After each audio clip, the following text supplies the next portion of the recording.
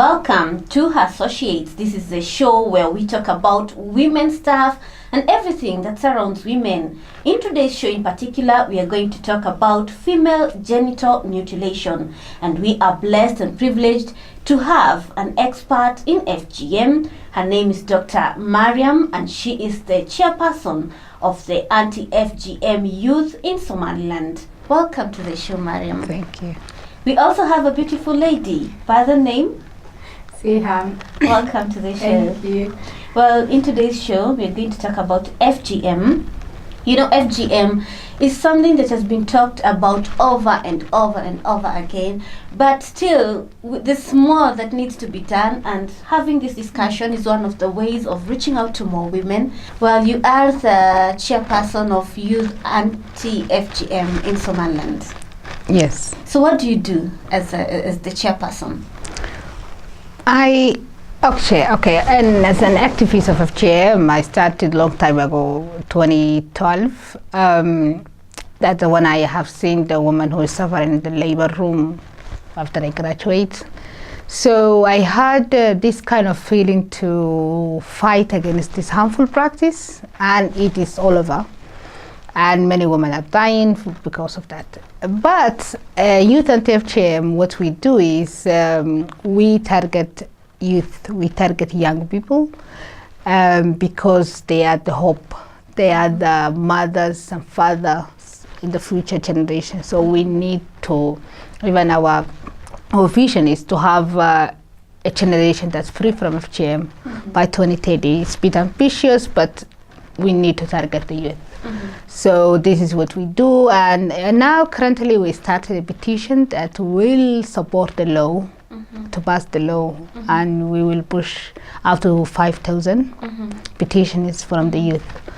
Why we are targeting youth is we have in Somaliland we have 75% youth, the population, so they are the power. Yes. So we are using that power to change. Yes, indeed, the youth are the power. Yeah. Now, Siham, do you have friends who have gone through FGM? I have quite a few. Like when I used to go to uni a few years ago, I think like 90% of the girls in the class, I think I was the only one that didn't have it done. And the reason I didn't have it done was because I was from England. And when they tell you their stories, it's disgusting. It's actually disgusting. So that's like the first time I've ever heard, 2014 was the first time I've ever heard of like women being like FGM and all of that kind of stuff. So it was all new to me. But yeah, it was disgusting. It was. I listen to these stories and what they do and what they like undergo. It's like they actually sew you up. And it's just like, why are you sewing someone up? Not only sewing, they cut first. So what are these types? Like, how is FGM done? What actually happens? Yeah, actually what happened is very awful, and as you said, disgusting and painful. But what happens is then female genital mutilation in definition is anything that happens to that place. Mutilation, cutting. Some people they use it FGC, female genital cutting, and it's more on anything that piercing, cutting that happens in the female external genitalia. And in WHO 1995 they defined FGM 4 types. It's type 1, that's just at the tip of the clitoris, they just bleed it, and without any involvement of cutting. Now I will take you to the medical side, so bear with me. And the type 2 is the cutting of 2/3 of the clitoris, then 2 stitches. Type 3 is just removing all the genital parts of the woman and sewing up. Then so it will have a very small opening for urination and menstruation. Where does the period come from then? It's coming from a crazy thing. Even Somalis, long time ago, when they're in the bush, they use it with thorns to close the place. They cut it with scissor or a small plates like that, bleed it, make it bleed, and then when they want to close, they use it 3 or 4 thorns, very big thorns. And then after that, they tied all the legs that it doesn't move. So the girl will be in this shape, tableau, for 7 days, 10 days. Is a very barbaric practice. That is the one that Somaliland girl is going through 70% right now currently. So what is the most common type of FGM This here? one. Then the type 3. The This type one, 3. type 3. Like they cut everything. And then they call it Pharaonic. Oh my. And there is some types now currently. I was involved in a research, and then there is some types coming up they call Sunnah. So it's less harmful as they say, but it's still practicing. They cut, then they close a bit, or they cut it, put some sugar there. Sugar. Yeah, to like glue, huh? Oh. So it's becoming even type 4, because type 4 is unclassified. It's the way that some of South Sudanese use it, like cutting it or creating it or putting herbal in it. So such kind of things. So FGM is a wide practice. It's just like having from this small thing that they do it, and they call it harmless. They call it Sunnah. But in Somaliland, these are two types. They call it Sunnah. It's a bit harmless, but there is some practice, some cutting involved, and also this Pharaonic type. And still more than 60% of the girls undergone this one. Yeah. This is so horrific. Like, you say, like, I have seen your face. like, how do you even stay for 7 days without moving? You have needles. Yeah. under Not there, even needles, stones. You said Stones. like zones. Yeah. And are they even disinfected? That's my Yeah. question. Because a How lot do of they other disinfect opportunistic infections can come out of this. Of course. Yeah. And there's the what we call it, the complications or consequences that immediately can happen to the girl. First is bleeding, because this old woman or any woman who is doing Just this, wants to do it. they will do it, and then they will cut the artery, because in the clitoris we have a clitoris artery. Yeah. Meaning there is a lots of blood there, and there is a shock from the nerves, because the clitoris is a very sensitive organ. Then they touch that without any anesthesia. Then the other area that then after that they put it or put sugar, or the girl can't clean it, so the infection is like How do lot. they go toilet? They can't go to the, they take them, they tilted them like that way. Then the girls hold the urine up to, if you talk to one of the elder women, they said we couldn't be for more than 10 days, because that was a painful. Because the place, if you put, if you bleed, it's cut there, Yeah. it will burn you. Yeah. So they were holding it. So they said, means it was like we had, kidneys. the kidneys was up to Swollen here, and swollen. Oh my. For 7 days they couldn't do. So it involves a lot of health complications, bladder infection. Also when they close, already now, maybe it heals after that. Then the other thing they do when the girl cut, they don't give them food unless there is a white rice and small water, even not water. So you go hungry, like you're on a hunger strike. Yeah, hunger. What will happen if you eat? They will say you want, you want to be healed. Of course, if the girl will pass a lot of stool or pass what can I say, pee, urine, how she can heal? So it will go under that strike. Strike. So you hear, So like, happy that I did. Oh, that's disgusting. You haven't gone through that. The first time I ever heard of this was 2014. The first time I've ever heard of it was 2000. I didn't know it existed. I just knew boys got circumcised and that was it. And then I remember I was in uni. We was talking. It was like a subject that we had to learn because I studied social working. And we was like, they're like, oh yeah, there's FGM, there's G. I'm like, what the hell is this? So when the teacher left the classroom, there was just girls in the classroom. They were telling me how you get stitched up. Some of them had 3, some of them had 4. I'm just like... And a small opening like that. Yeah, I'm just like, where does your pee come from? Where does your period come from? Where does anything come from? That was disgusting. I never used to like hearing stories. Okay, so you go through all this. Then why do girls do it? Like, why is it being done? First of all, it's painful, it's torturous, it has health complications, but why is it being done? What's the reasons behind this? Culture. Culture. Beliefs. You know, one thing is very in depth to the culture. People won't leave it easily. So this is why it's cultural. Maybe that's the next question. So people believe that if the girl, there is a lot of beliefs, they do it for that. If the girl will go under this, she will be halal. So even the name of this called halaline means purification. Or I was talking to young girls 2 weeks ago, and then they told me, if we go under this one, my mom told me, if we go under this one, we will be Muslim, because halal. We will be women. This is a kind of a transformation from A girl to a girl to woman. You know, then you will do it by way or not. Because because you want to be a woman. Yeah. Okay. They will buy for you these kind of things, private, that you will go. The other scenario they have is it's Islamic, they say. It's Islamic, and Islamic. it's not Islamic, because if in Saudi Arabia they don't do it. Is it written in the Quran? No. that a woman must No. cut. No, It's not written. at all. Okay. But so they how believe. is it Islamic? They believe it because there is some practice while Prophet Muhammad alayhi salam was there. There were some people who used to practice, and he did not prohibit it. Well, verbally, but he did not. So it's not like something.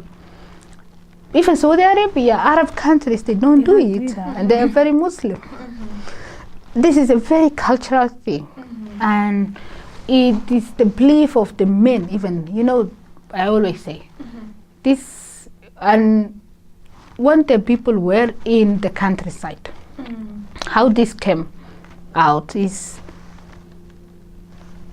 girls were going to fetch water, to go to see the cattle, to do a lot of things by their own in the bush. There was a men around. Nobody will see if there is this jungle who is there or not. So what happens is, like, people to protect them. Even if you go to the market or to the normal people and ask them why we close the gardens, for protection. Okay. So they stitch you up so that the hole is small. Yes, to make the other thing difficult, Oh my God. No, but what I don't get is, and to also to protect the virginity of the girl, and as well as so all of this is they felt is a kind of protection for the girl to keep the rape or something away. So does it mean that a girl who has not undergone through that is less valuable because she's not considered a virgin? Is that true? That they used to believe, and still some of them believe that the virginity is closing, and there is many women who had babies and then they close and then they come and then they sell themselves as a virgin. Then the guys believe it. So kind of even you can cheat in that way. Yeah. You were married. Yeah. You are married, right? Yeah. And you did not go through FGM. Yeah. How comes you got married and you're still Somali and you did not go through it? It doesn't exist in England. But you're married and you're living in Somaliland. Yeah, but they do it before you get married. You're supposed to do it before you get married, so they cut you open. Like, say you got married today, tomorrow morning they cut you open. Yeah. Really? Yes. So on your wedding night, they will open it up? Yes. So you got married like today, you had your wedding, everything today, you go home tonight, tomorrow morning you just have the guy's mothers, sisters, whatever, all just coming to you, not even your own It's mother. an event that people look for it. Look forward. And it's They not look even to- your mother apparently, it has to be the guy's mother, the guy's sister, so the guy's family will just come to your house and they just, it's They disgusting. open it. And they just, with scissors. And I'm just like, So on your wedding night you'll be in pain. Of course. So therefore, you'll not even enjoy your wedding night. That's why most of women don't enjoy. Oh my goodness. So you've gone through pain as a young child. Yeah. Because I understand it's done when they are like 7, 9. because at that time they cannot say no. I think so. Yeah. It's easier to convince a Yeah, child. yeah. You can lie to them. It's in the Quran. Yeah. You'll be more of a woman. Yeah. Nobody want to marry you if you're not. Exactly. Like, The other girls will laugh at you because you are open. They call them open. they call them open. So if you're open, you're not equal You're to those who are- available. Yeah. It's like how they say in England that you have to sit like this rather than like this, Yes. because otherwise you're just saying you're available. That is that's another social norm. Okay. Yeah. So but it's completely different. In England, they say sit like this as a woman, so to show that you're not available. So, for example, you don't want to do anything. But if you're like this, or like your legs are slightly open apart, it means that you're just ready or something. Oh. But it's like, but that's easier to deal with than it is with being stitched up. That's just disgusting. So you've gone through pain as a child, then you're married off. Most of them get married off almost immediately, like when they're even 12, 13. Not that much in Somaliland, but 18, 19. Yeah. So you went through pain when you were a child. Now you're married. On your wedding night, you're scared because they're gonna cut you up and it's gonna be painful. So what are the other consequences other than the pain? Like, what happens after FGM? How is your life like? Okay, starting from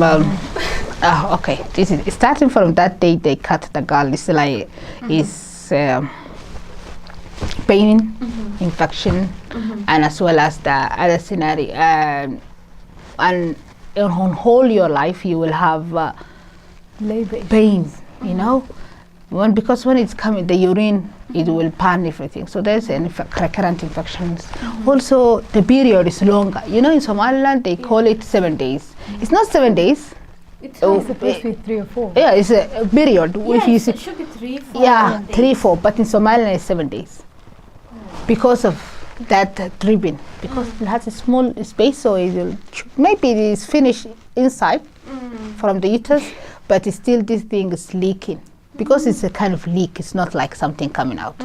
So there is a lots of girls who had a complications with the menstruation. So there is some parts of menstruation will be stuck inside. Then the next menstruation, the second menstruation, so they will have yes, so they have a colbus or something what they call it. Then they have this problems with the menstruations, and then they need a medical interventions. After that, and also always period pain. That is why most of the girls, if you talk to the Minister of Education, there is a girls they miss a lot of they miss a lot of hours in the school more than the boys because this problem. Then at that wedding night, is the biggest problem. You know, the other scenario that what we had, why we do it, protection, and then to limit the woman's sensation. Woman is Like you do not enjoy not enjoy, also to not look for it. Oh, okay. The whole point. I think this is human rights. Like It's your a very rights. it's a very right, but they feel like now they see the woman who is smallly cut or uncut more sexual or something like that, and then they say, oh, they are crazy, they run after men, all of that. That's even rumor from other side to protect you to cut your daughters in that way, because they say, oh, they will do whatever they do it. But we're not like that, and we haven't been cut. Then the other thing, so this is a myth. The woman being cut or reopened. And then after that, this painful thing. She is into herself. She is in pain. And then this guy wanted something. And she doesn't want it because she is in pain. She is suffering. Yeah. So they label them, oh, the women who undergone the pharaonic, they are less sensitive. They don't want it being, they don't enjoy. Of course. How can you enjoy Oh. pain? Yes. She is in pain, leave her alone. So this is how the thing starts. Then the other thing, some women, they had fistula when they by in labor because the breast is very tight. Is that why they have a lot of C-sections? Yes, then they do C-section. Also they have fistula and then the baby can't come out and all of that. And yeah, there is also sometimes it's death because bleeding. Overbleeding. Yeah, bleeding and all of that kind of thing. After the reopening, there is a guy. There was a lady who came to the hospital bleeding because they cut and then she couldn't hold. There was no any. They cut in another part when they reopening. So it's a very painful. And the other thing that the mothers will tell you.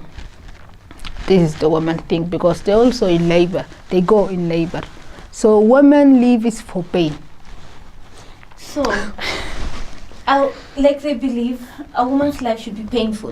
Like you were born to live a painful Labour life. is painful, I can tell you that, but it's not as bad as it is here. When you cut, like because you obviously there's labour pain, like labour pain hurts. But here I've heard they have so many C-sections because they can't do labour pain.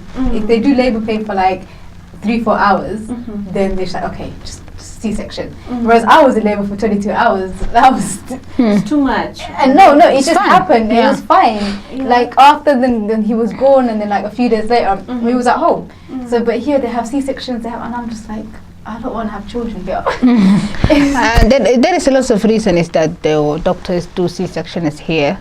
Also, there is a lots of barriers to do C-sections. There is a lot of women died on the labor because they refuse to do the C-section. But I know that the women who undergone the type 3, or they call it pharaonic type, they need more procedures even down there. Even if the girl will deliver normally, or they will cut a episiotomy in 2 different sides because to open the space a bit.